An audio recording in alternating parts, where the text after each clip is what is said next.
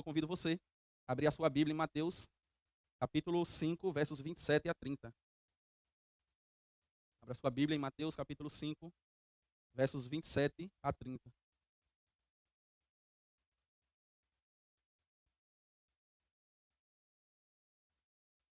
palavra do Senhor nos diz assim, a partir do verso 27. Vocês ouviram que foi dito, não adulterarás. Mas eu lhes digo, qualquer que olhar para uma mulher e desejá-la, já cometeu adultério com ela no seu coração. Seu olho direito fizer pecar, arranque-o e lance-o fora. É melhor perder uma parte do seu corpo do que ser todo ele lançado no inferno. Se a sua mão direita o fizer pecar, corte-a e arranque-a fora. É melhor perder uma parte do seu corpo do que ir todo ele para o inferno. Oremos mais uma vez. Senhor, nós te agradecemos, já oramos pela palavra e iremos clamar mais uma vez, pedindo que o Senhor fale conosco à luz da tua palavra. Principalmente nesses temas que são tão chocantes para nós, quando o Senhor vai tratar de adultério, na próxima mensagem sobre novo casamento, Deus, que o Senhor nos ajude, que o teu Santo Espírito nos capacite, nos ilumine a interpretar o teu texto de forma correta e a compreender isso e trazer para as nossas vidas e para a prática, Deus. Nos ajude na compreensão da tua palavra mais uma vez.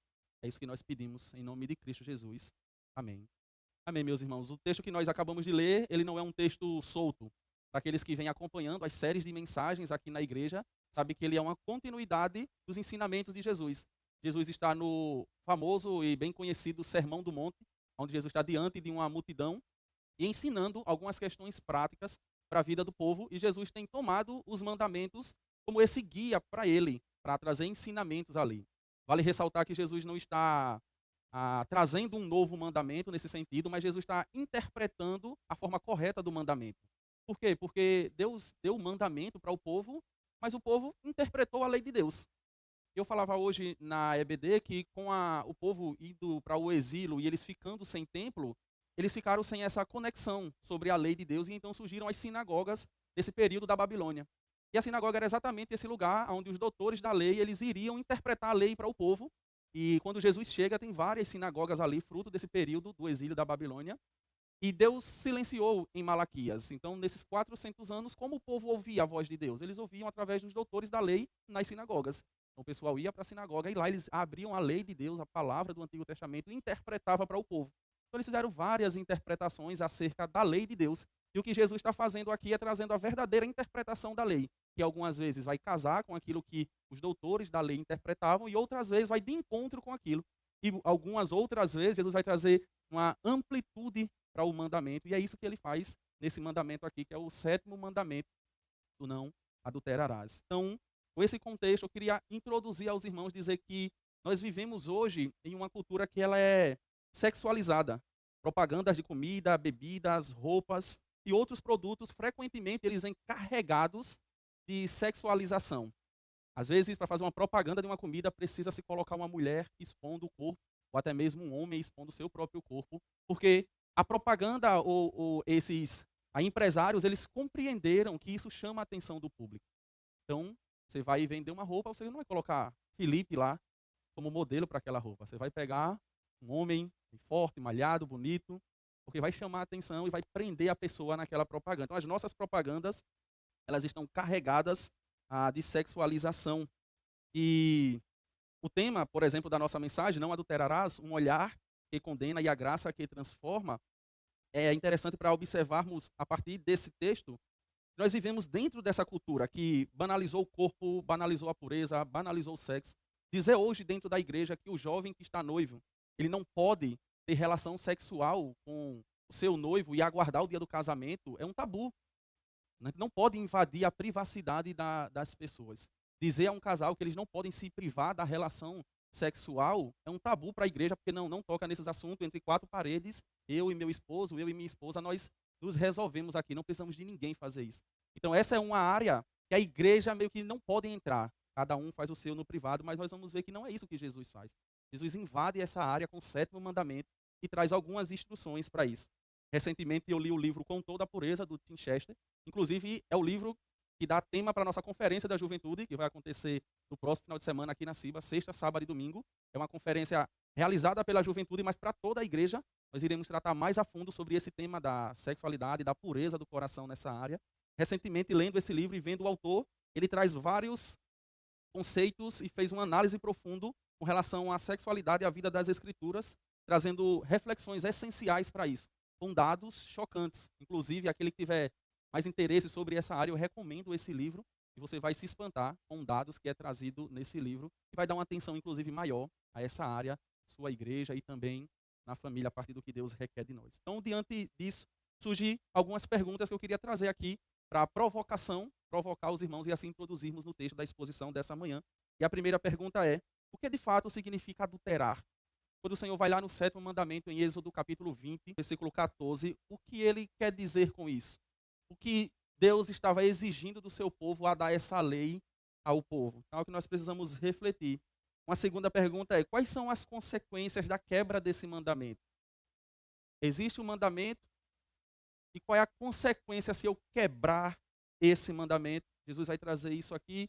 Eu queria então provocar os irmãos com essa pergunta. Ainda, como nós podemos lidar com a realidade do coração na prática? Porque uma coisa é o mandamento, outra coisa é o meu coração. Não é verdade? Uma coisa é o que está exposto lá. Outra coisa é como eu consigo lidar com isso a partir do meu coração, a partir da queda. Como eu consigo lidar com o mandamento. O apóstolo Paulo, olhando para essa imagem de precisar cumprir a lei de Deus em Romanos capítulo 7, ele vai trazer aquela célebre frase que nós usamos: miserável homem que sou, quem me livrará do corpo sujeito a essa morte? O bem que eu quero fazer eu não faço, mas o mal que eu não quero, esse eu acabo fazendo. Então, como lidar com isso a partir do nosso coração pecaminoso? É sobre isso que nós vamos refletir na mensagem de hoje, à luz dos ensinamentos de Jesus. Nós iremos dividir a nossa mensagem em 3 partes. A primeira, que vai do verso 27 a 28, onde nós iremos falar sobre a profundidade do pecado. O segundo, verso 29 a 30, a seriedade desse pecado. E por último, nós iremos concluir com o terceiro ponto, mostrando um caminho de transformação que nós devemos seguir sobre esse pecado. Então, o primeiro, a profundidade do pecado. Jesus vai iniciar aí no verso 27, confira comigo. Ele vai dizer o seguinte: vocês ouviram o que foi dito, não adulterarás. Jesus, como eu disse, está no Sermão do Monte, ensinando aquele povo as verdades acerca do reino de Deus. E ele cita aqui o 7º mandamento, como eu disse, conforme Êxodo capítulo 20, verso 14. Esse mandamento ele tinha como objetivo a santidade do casamento a princípio. O Senhor quer guardar o casamento. E veja, meus irmãos, lembre que esses ensinamentos de Jesus estão relacionados com fazer parte do reino de Deus, certo? É isso que nós estamos vendo aqui na mensagem. Aqueles que fazem parte do reino de Deus. É sobre eles, para eles, em última instância, que o Senhor está trazendo os mandamentos. Então, o adultério lá no Antigo Testamento, ele era algo muito grave, inclusive era punido com o rigor da lei. Levítico capítulo 20, verso 10, vai trazer essa forma rigorosa que o adultério era punido. No entanto, os fariseus e os escribas, como eu disse, os doutores da lei, já tinham interpretado o mandamento como eles queriam, como eles gostariam que isso fosse feito durante esse tempo. E aí nós percebemos esse contraste que Jesus vai trazer, porque ele vai dizer: vocês ouviram o que foi dito, eu porém vos digo. Não é que Jesus quer pegar aquilo que já está posto e está errado, não é assim, não é dessa forma. É como se Jesus dissesse assim: vocês ouviram que os doutores da lei ensinaram acerca do mandamento. Eu, porém, vos digo. E quem está falando aqui é Jesus, a própria palavra encarnada. Então, se existe uma outra interpretação fora dessa aqui, nós devemos rejeitar isso que Jesus está dizendo àqueles que estão te ouvindo no Sermão do Monte. Vocês ouviram o que foi dito, eu, porém, vos digo. Ou seja, se o que eu vou te dizer está diferente do que vocês ouviram, vocês devem rejeitar tudo o que vocês ouviram a respeito do mandamento. E eu acho que já tem uma aplicação muito importante para nós aqui, porque não importa para nós, para a igreja, o que o povo diz, o que a cultura diz. O que importa é o que Jesus diz a respeito da palavra. Então, pegando esse tema aqui, quando a gente pensa em esse bem que é a relação sexual entre o casal, que inclusive foi criado por Deus, o Senhor restringe esse ato ao casamento, certo? Qualquer coisa fora do casamento, qualquer satisfação sexual que um homem ou uma mulher ele tenha fora do casamento, e a gente vai ver que não somente o ato prático, mas o pensar sobre isso se torna pecado. E não importa o que as pessoas digam, o que importa é o que Jesus diz. Vocês ouviram o que foi dito, eu, porém, vos digo.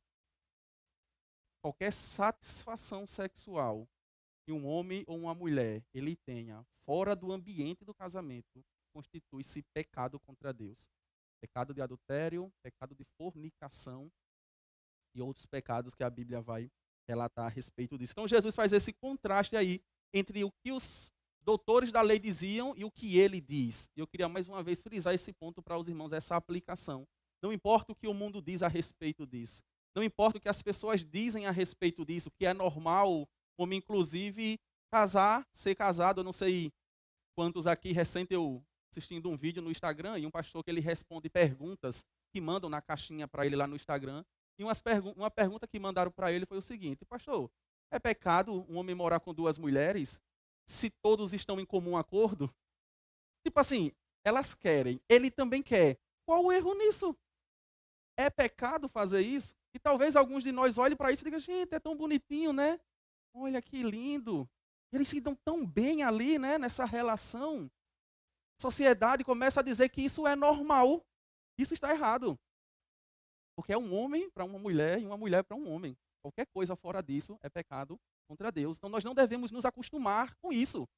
Ainda que todo mundo diga que isso é bom, que isso é tranquilo, nós, a igreja, devemos dizer não, que a palavra do Senhor não é assim que Deus constitui família e casamento. Ainda que isso dê certo, isso é adultério contra o Senhor. Isso é a quebra do sétimo mandamento. O Senhor não quer isso. Então Jesus faz esse contraste entre o que os doutores da lei diziam e o que ele estava dizendo. Mas veja, meus irmãos, podia ser que em alguns momentos os doutores da lei acertassem. E qual é a nossa postura quando a sociedade acertar? Ok, é assim que a palavra do Senhor diz, vamos seguir esse caminho. Mas no momento em que eles forem contrário à palavra de Deus, aí então a gente rejeita. Então, o verso 28, Jesus vai dizer: mas eu lhes digo, qualquer que olhar para uma mulher para desejá-la, já cometeu adultério com ela em seu coração. Veja, meus irmãos, Jesus traz uma amplitude aqui da interpretação do mandamento. O mandamento, a princípio, era: olho para uma mulher semelhante a Davi, certo? Pega aquele cenário de Davi lá, com a mulher de Urias. Ele olhou, mulher se banhando, desejou, trouxe ela para si e se deitou com ela. Opa, cometeu adultério. É isso que a gente fala hoje. Jesus está interpretando aqui dizendo: quando Davi estava no telhado, cobiçando aquela mulher em seu coração, ele já adulterou com ela. Porque, veja, meus irmãos, a gente não pode desassociar o ato prático daquilo que está no nosso coração e o que maquina em nossa mente. Eu acho que esse é um outro ponto aqui que o Tim Chester ele traz no livro Com Toda a Pureza, que nós devemos observar também. Talvez todos que aqui estão possam dizer assim: Felipe, graças a Deus eu tenho sido fiel ao meu esposo, à minha esposa, ao meu namorado, à minha namorada, ou à minha futura esposa, ao meu futuro esposo, buscado não me relacionar com outras pessoas. Mas talvez, irmãos e irmãs, nós estejamos nos permitindo vaguear por pensamentos escuros e sombrios. Ao olhar na rua para um homem e uma mulher, não ir até ele, mas permitir na nossa mente Satanás insira nos nossos pensamentos, através do nosso coração, que é pecaminoso, cenas e ações como essa. O pastor Tim Chester, nesse livro, ele traz um dado sobre esse ponto, de pessoas que foram entrevistadas, e elas disseram: muitas das vezes eu faço isso. Eu não vou lá no ato, mas eu olho e fico maquinando aquilo na minha mente. Como seria se eu... E aí começam a pensar e vaguear sobre esses lugares sombrios. E o que Jesus está dizendo é: isso é adultério. Isso é a quebra do sétimo mandamento. Se você olha para aquilo, deseja em seu coração, você cometeu adultério. Vai dizer: mas eu lhes digo que qualquer que olhar para uma mulher, verso 28, para desejá-la, veja, não é um olhar de algo que às vezes chama a atenção, e aí você é quase impossível não ver. Você está passando na rua, alguém está expondo o corpo, um homem, uma mulher, impossível, você vai bater o carro, você vai... Mas é olhar, desejar no coração. É permitir que os pensamentos pecaminosos tomem conta de você, a um ponto de você começar a maquinar e imaginar coisas em seu coração. Jesus está dizendo: isso aí é pecado de adultério. Então Jesus corrige essa falsa segurança que os legalistas tinham de que assim, eu não deitei com a mulher, então está tranquilo. Jesus diz: eu porém vos digo, não é só deitar com a mulher. Se você desejar e maquinar isso no seu coração, você já cometeu adultério. E essa expressão, como eu disse, eu visto o que foi dito, eu porém vos digo, essa é a interpretação que Jesus está tendo a respeito da lei. E Jesus traz algo aqui que talvez seja novo para aqueles que estão ouvindo. E o pecado começa na intenção e não apenas no ato. Jesus está mostrando aqui que o pecado constitui-se na intenção de fazer a coisa e maquinar isso no coração e se permitir estar nesse ambiente mesmo antes de cometer o ato. Talvez isso seja novo para aqueles que estão vendo Jesus. Então, a mente e os afetos corrompidos, meus irmãos, eles são a marca e a semente do pecado. E eu não estou dizendo que é fácil para os irmãos, esse que vos fala aqui, sofre com isso também. Mas nós não podemos nos permitir caminhar por esses caminhos. Porque uma hora o ato vai vir de verdade. Nesse sentido. Talvez você pense, ninguém consegue entrar na minha mente, então eu vou ficar maquinando isso por aqui. O Senhor está aí na sua mente. Não no sentido físico de estar, mas Ele sabe o que está aí na sua mente. Ele está dizendo a você, nessa manhã, isso é pecado. Se você continuar fazendo isso, isso vai acontecer o adultério, na prática, por assim dizer, semelhante ao que aconteceu com Davi. E os irmãos lembram a consequência que foi para Davi por causa disso? O profeta Natan bota o dedo na cara de Davi, traz aquela historinha que a gente conhece, de um homem que recebe, um fazendeiro que recebe algumas pessoas na sua casa, aí para fazer um banquete, pega uma única ovelha de um outro vizinho seu, mata aquela e faz o banquete. E Davi olha para Natan e diz, esse homem precisa ser morto, que homem malvado, um homem rico, cheio de posses. Como é que ele pega a única ovelha que o outro tinha e mata, deixa o outro sem nada? Esse homem precisa ser morto. Natan bota o dedo na cara dele e diz, esse homem é você, meu rei. Esse homem é você. Por causa do seu pecado, a espada vai reinar na sua casa. E aí o que nós temos é um filho se levantando contra ele, um irmão abusando de uma outra irmã, e a espada reinou na casa de Davi até o último dia da vida dele. Quero trazer esse exemplo para dizer que o pecado do adultério, ele traz consequências reais para você, para a sua família, para a igreja, para aqueles que estão ao redor. E talvez, semelhante a Davi, você até se arrependa e escreva o Salmo 51, dizendo, pequei, Senhor, pequei contra o céu, pequei contra ti. Mas você não consegue mais pegar o leite que se derramou. E as consequências vão vir. Então nós precisamos olhar para esse mandamento e dar importância a ele da forma que Jesus está dando. Já Calvino, comentando esse texto, ele vai dizer que Cristo mostra que a lei não apenas condena os atos externos, mas também as paixões internas que brotam do coração humano. É isso que Jesus está fazendo aqui. Não somente os atos externos e aqueles que as pessoas estão vendo, mas aquilo que está no coração do homem. Então o que nós devemos fazer é lutar contra o ato em si, mas lutar também contra a nossa mente e o nosso coração. Que às vezes quer nos levar para lugares, como eu disse, que são sombrios. E o meu papel e o seu papel é lutar contra isso. Eu não estou dizendo aos irmãos que isso não vai vir sobre você, sobre o seu coração. Isso só vai acontecer quando você for levado para os céus, se Jesus Cristo voltar antes, ou se você morrer e se encontrar com Cristo. Até lá, você irá lutar contra isso e eu irei lutar contra isso. A pergunta é, nós estamos lutando contra isso? De fato, há uma luta contra os nossos pensamentos e as nossas intenções no coração. E veja, meus irmãos, para aqueles que são solteiros, quando casar, não resolve o problema, certo? Aqueles que namoram pensam assim, quando eu casar, aí pronto, aí resolvi esse problema. Vou ter minha esposa e aí sim vou poder desfrutar dessa área que é tão bela. Não resolve. Você vai perceber que o problema não é resolvido. Porque não é um problema de ser casado ou não ser casado. É um problema do coração e da queda. Você vai precisar lutar também contra isso dentro do casamento. E agora mais ainda. Você tem uma aliança com alguém e você precisa cumprir essa aliança. Então Calvino traz essa interpretação, mostrando que a lei, agora a interpretação de Jesus, mostra que não apenas os atos externos, mas também as intenções do coração. Mateus, no capítulo 15, versos 11 e o 19, vai dizer assim, o que sai da boca vem do coração, e é isso que torna o homem impuro. O verso 19 diz, pois do coração procedem maus pensamentos, homicídios, adultérios, imoralidades sexuais. Ou seja, o que está fora apenas aviva aquilo que está dentro do coração. Lendo o livro do Tim Chester, ele fala de uma pessoa que foi acompanhada, que estava sofrendo há anos com imoralidade sexual. E essa pessoa disse assim, pastor, a coisa está tão profunda, eu não preciso mais de uma mulher com o corpo exposto. Ela pode estar bem vestida, mas eu consigo ver ela sem aquela roupa. Veja, meus irmãos, como isso é sério. Não guardar o coração, porque às vezes você nem tem um ambiente propício para isso. Mas a sua mente e o seu coração já está tão corrompido com isso, você consegue maquinar e pensar coisas que não são reais, que não estão ali. Mas sua mente, por estar tão manchada com isso, tão contaminada com isso, aquele cidadão do texto, do livro, conseguia ver coisas aonde não tinha. E Mateus 15 vai dizer que isso vem do coração, isso vem de dentro. A gente precisa tratar primeiro aqui.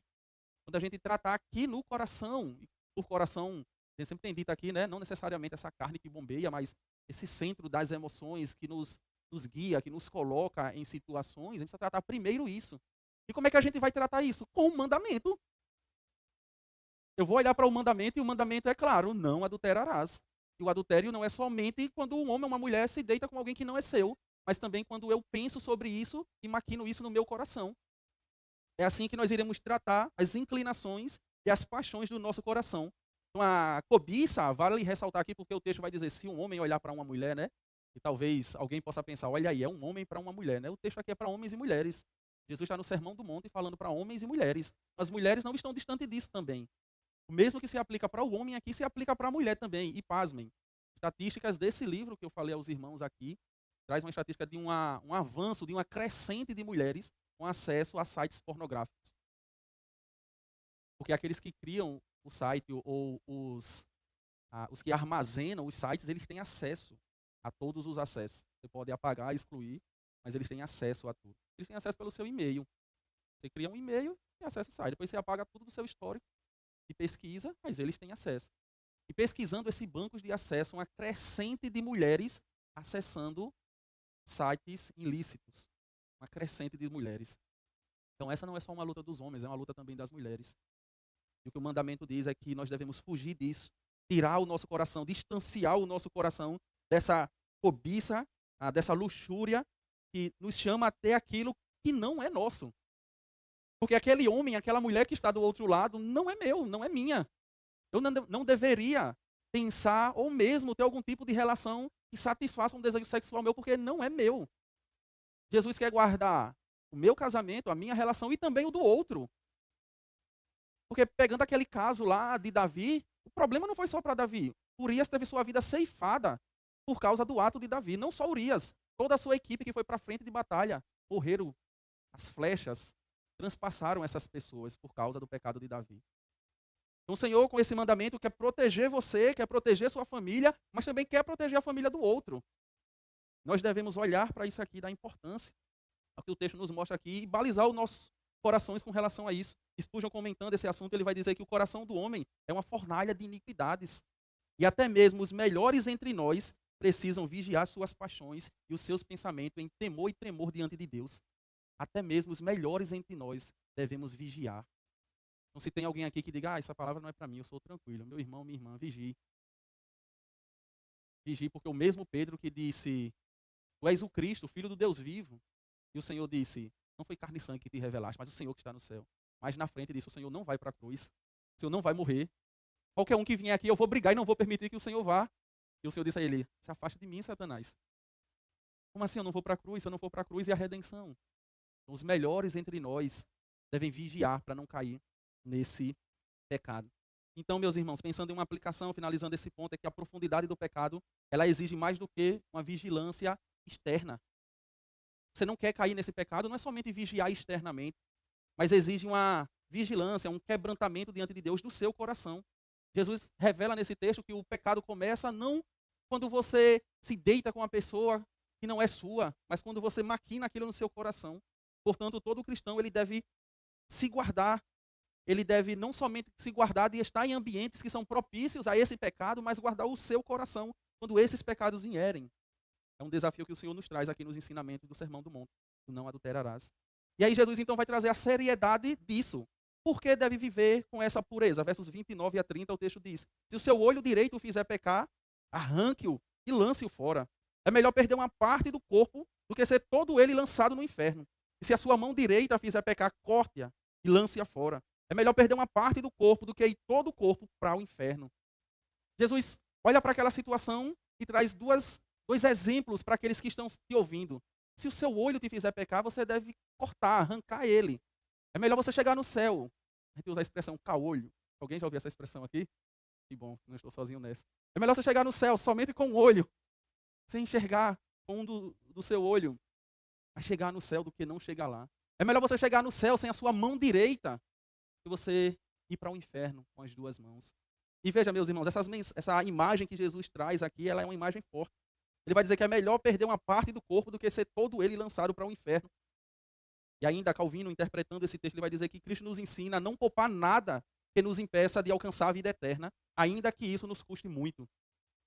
Se para alcançar a vida eterna eu precise me privar ser radical com relação ao pecado, então eu devo ser radical com relação ao pecado. Mas veja, meus irmãos, essa interpretação a respeito do cortar a mão ou arrancar um olho, ela não deve ser entendida de forma literal, decepar a mão, né?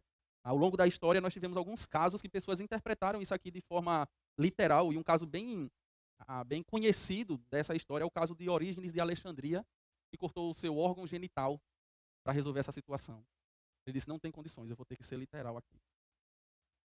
E aí começou um movimento, primeiro, segundo e terceiro século. Se você for olhar a história, você vai perceber que muitas pessoas começaram a fazer isso. O Eusébio de Cesareia vai relatar que muitos começaram a fazer esse ato de fato, dissipar. Né? Se foi o meu pé, então eu vou cortar o meu pé e quero ver agora como é que eu vou para aquela festa sem o pé.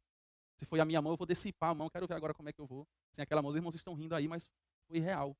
Eu queria que a gente olhasse para esses homens e essas mulheres que fizeram isso, não apenas com desdém, que de fato é engraçado, mas o quanto esses homens e essas mulheres estavam dispostos a não pecar contra o Senhor. Não estou estimulando ninguém aqui, pelo amor de Deus, a fazer isso literalmente, mas a olhar e aprender com esses homens a radicalidade para agradar ao Senhor. O próprio Orígenes, mais na frente, o Concílio de Nicéia vai condenar isso. Inclusive, uma das discussões do Concílio de Nicéia em 320 foi: não vamos ordenar ao ministério pastoral homens que estão se automutilando. Eles não compreenderam o caminho. Não é sobre isso que Jesus está falando. O que Jesus quer ensinar aqui, ao trazer esse exagero de linguagem, é: você deve ser radical com o pecado. Então, se é o seu celular que está fazendo você pecar, você deveria ficar sem celular. Mas, Felipe, como eu vou ficar sem celular em pleno século XXI? Meu irmão, é melhor ir para o céu sem acesso ao celular do que ir para o inferno usando o Instagram e o WhatsApp. É isso que o texto quer nos ensinar aqui. O texto quer nos mostrar que nós devemos ser radical na nossa renúncia. O ensinamento que Jesus quer trazer é: vocês devem dar importância a esse caso do adultério e serem radical na luta contra isso. Por que eu devo ser radical? Porque Jesus está trazendo esse peso para aqueles que estão te ouvindo no Sermão do Monte e traz para nós aqui hoje. Por que nós devemos ser radical? Porque o que está em jogo é a vida eterna. Não é isso que Jesus diz aqui? Se por um lado arrancar a mão e cortar e tirar o olho não é algo que você deve olhar como algo que eu devo fazer isso à risca. Por outro lado, você tem um inferno que é literal aqui. Inferno aqui é literal. E o que Jesus está dizendo, o que está em jogo é a sua vida eterna. E não pensem, meus irmãos, que vai entrar no reino dos céus aqueles que vivem na prática do pecado, não. E não sou eu quem digo, não é um peso que eu quero trazer para os irmãos, é o próprio Senhor que fala. Ao inspirar João, escrever Apocalipse capítulo 22, versículo 15. Ficarão de fora os adúlteros. É o Senhor quem diz isso. Esses ficarão de fora. Os que estão no meio do... Porque os irmãos sabem que Apocalipse está sendo escrito para as igrejas da Ásia, né? São crentes, irmãos em Deus. Mas ele está dizendo, eles estão aí na igreja. Mas se vivem nessa prática aqui, eles ficarão de fora do reino de Deus. Ainda que ele pertença a uma igreja, a uma denominação, ainda que o nome dele esteja no rol de membros, eles ficarão fora do reino de Deus. E veja, meus irmãos, não estou falando aqui, o texto não está falando daqueles que lutam contra isso, não. Porque essa é a marca do crente. Aquele que persevera até o fim será salvo.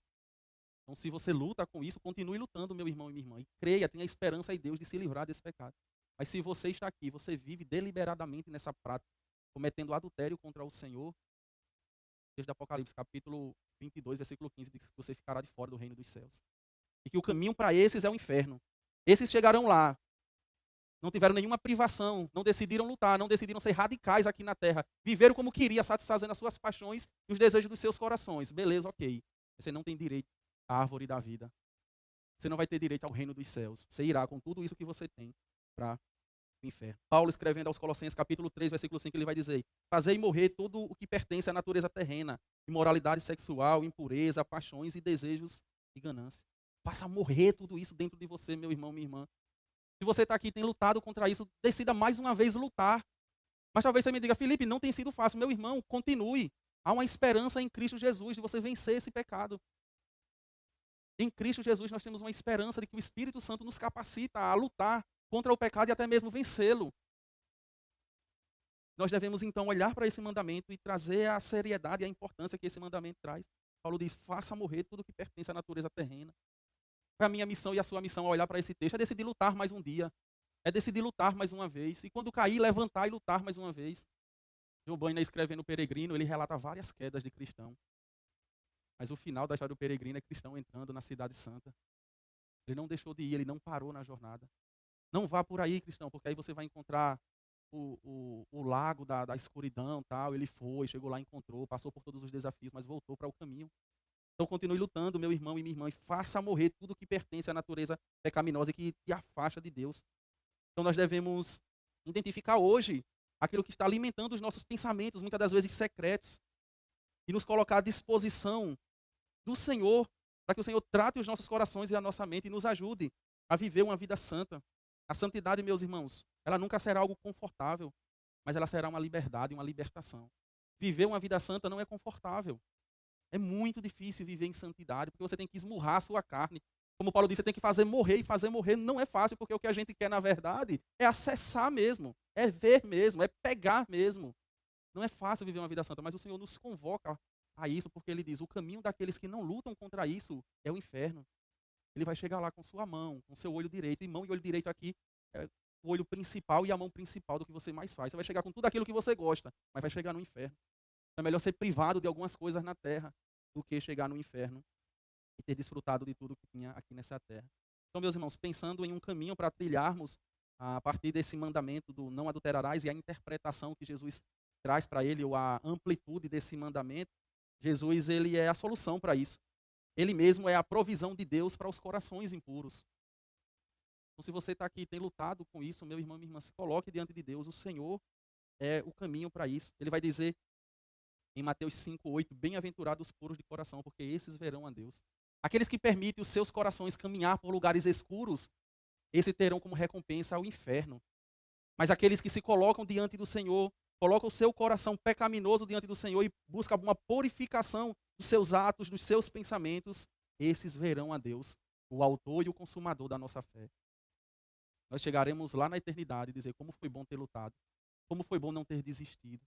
Aquelas noites sombrias, escuras, chorando contra o pecado, muitas das vezes caindo, levantando, mas persistindo na luta. Como foi bom, agora eu encontrei o meu Cristo, o Senhor da minha vida, da minha alma.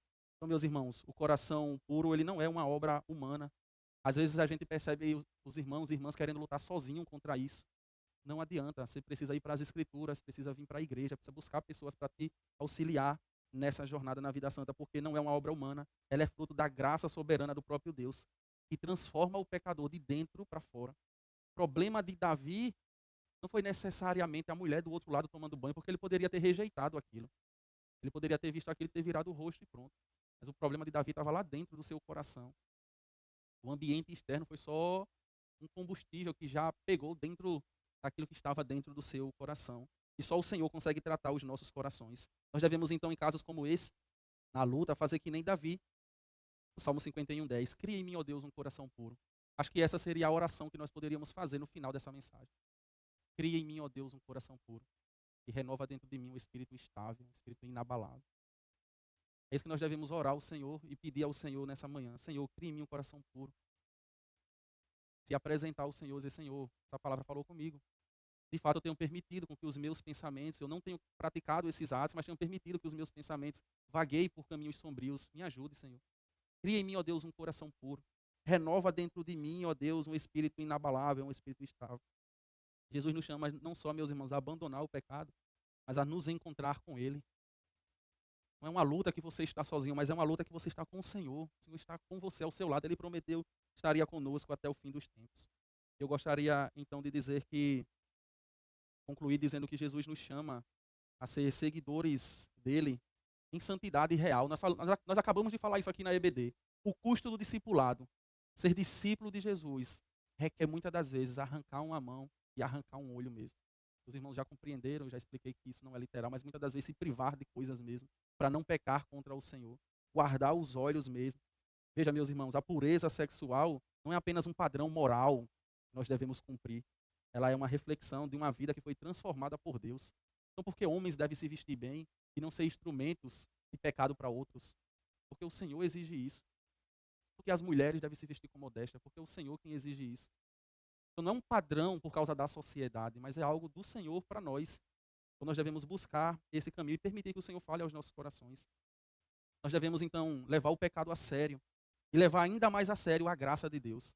Se por um lado nós levamos o pecado a sério e olhamos para esse texto e compreendemos que se tivermos uma vida na prática do pecado, e esse pecado específico aqui do adultério, que vai desde tomar uma pessoa para si que não é sua, ao pensamento vaguear por esses caminhos e levar isso a sério, porque se nós não levarmos a sério, isso vai nos levar para o inferno. Por outro lado, nós também devemos levar a graça de Deus a sério, uma graça que é capaz de nos libertar desse caminho. Somente Jesus Cristo é capaz de fazer isso. E você sabe disso. Você sabe quantas vezes você já lutou e você caiu de novo. Somente Jesus Cristo pode nos livrar de cometer pecados como esse. Amém? Vamos orar?